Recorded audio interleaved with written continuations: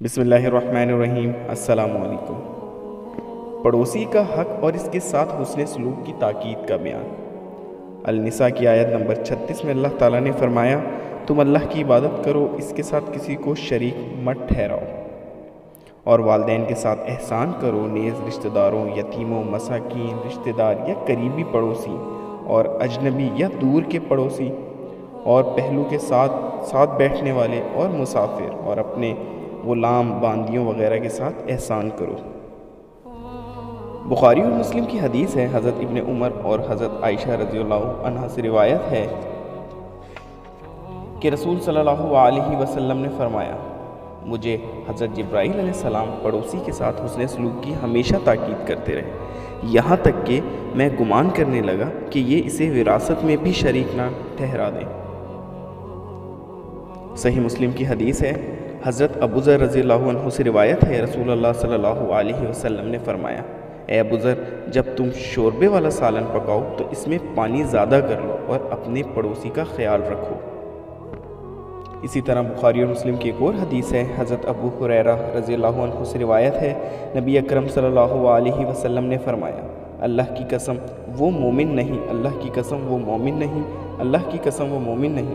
عرض کیا گیا، اللہ کے رسول کون؟ آپ صلی اللہ علیہ وسلم نے ارشاد فرمایا، وہ شخص جس کی شرارتوں سے اس کا پڑوسی محفوظ نہ ہو۔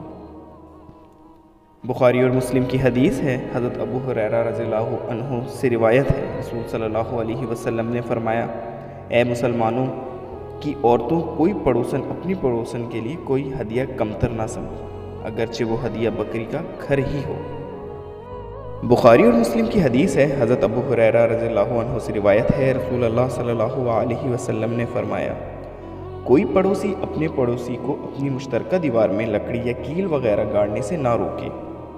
پھر حضرت ابو ہریرہ فرماتے ہیں، کیا وجہ ہے اس فرمان رسول کے باوجود میں تمہیں اس حکم سے منہ پھیرتا ہوا دیکھتا ہوں؟ اللہ کی قسم میں اسے تمہارے کندھوں کے درمیان پھینک کے رہوں گا، یعنی ضرور تمہارے سامنے پیش کروں گا۔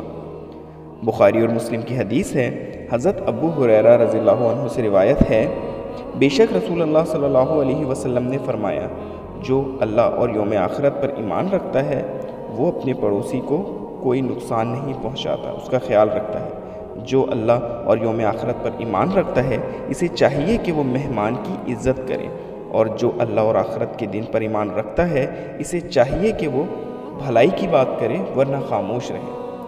بس اللہ تعالیٰ ہمیں بھی اسے سننے، سمجھنے اور اس پر عمل کرنے کی توفیق نصیب فرمائے۔